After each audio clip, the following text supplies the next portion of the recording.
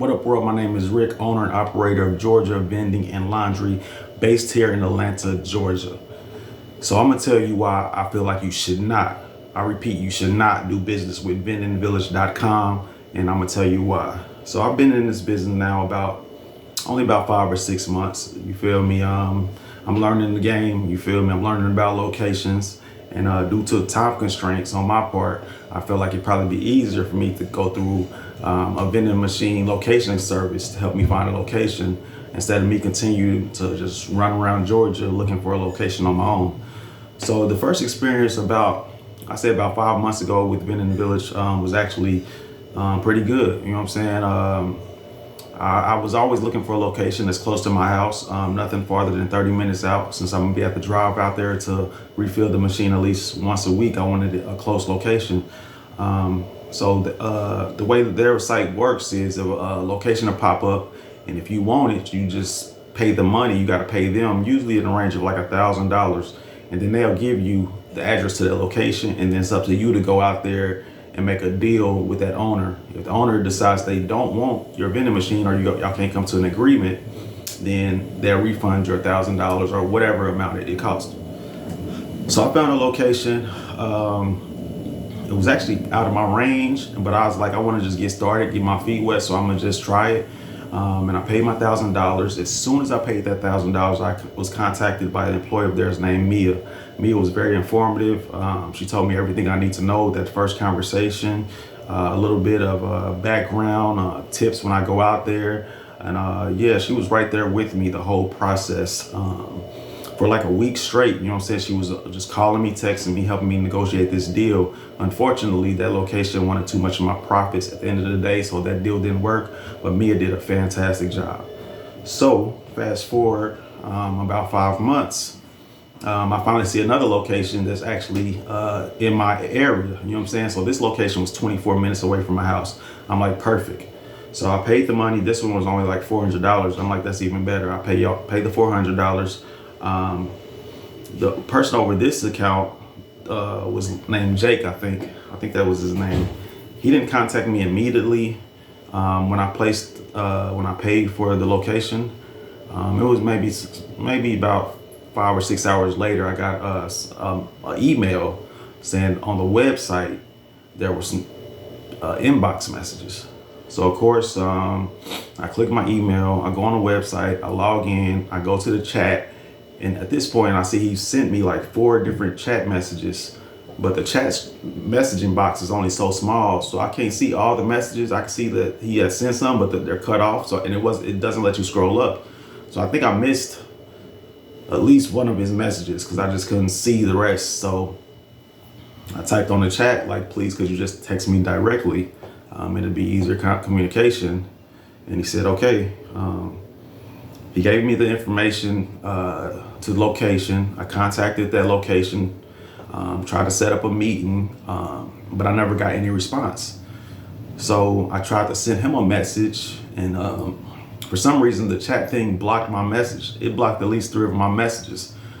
And then I sent him again, like, just text me, because my messages are getting blocked and I can't see all your messages on this chat thing. And then I informed him that the location owner is being unresponsive. I sent texts. I've called.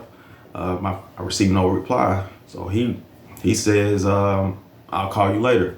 I never get a call or a text from Jake ever. So, and his response times is like, I guess whenever he's free. It's not immediate. You know what I'm saying? So at this point, I'm like, there's no point. So I just canceled the whole thing, get my money refunded back. And so I'm like, okay, I just wait till another location pops up. That's all good.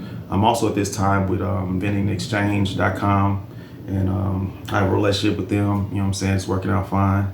But the reason I wanted, I think it was better for me to have like direct contact, because I don't just own Georgia Vending and Laundry LLC. I also own Innovative Media, ATL. And in that business, it's a small media company. My customers have access to me 24/7. They call me night or day with any issue, any problem. I'm always there. And I've actually won a couple awards based off the value I've been able to provide my clients. So, but I do that because that's what I like. You know what I'm saying? I like to know that a business is actually, I can reach them, especially if they don't have an actual location that I can go to. I would like to be able to feel like we can just talk and get, especially, and also when I'm giving you thousands of dollars.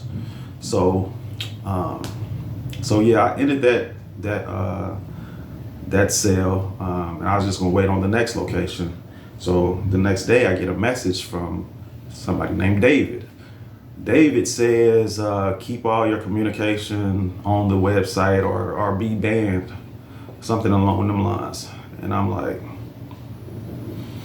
okay, even though the chat thing on their website is extremely cumbersome, I'm like, okay, thanks for the threat. I got it. Then it responds, your account is closed. I'm like, okay. I don't know how that makes any sense. He claims I violated the terms of their agreements or something.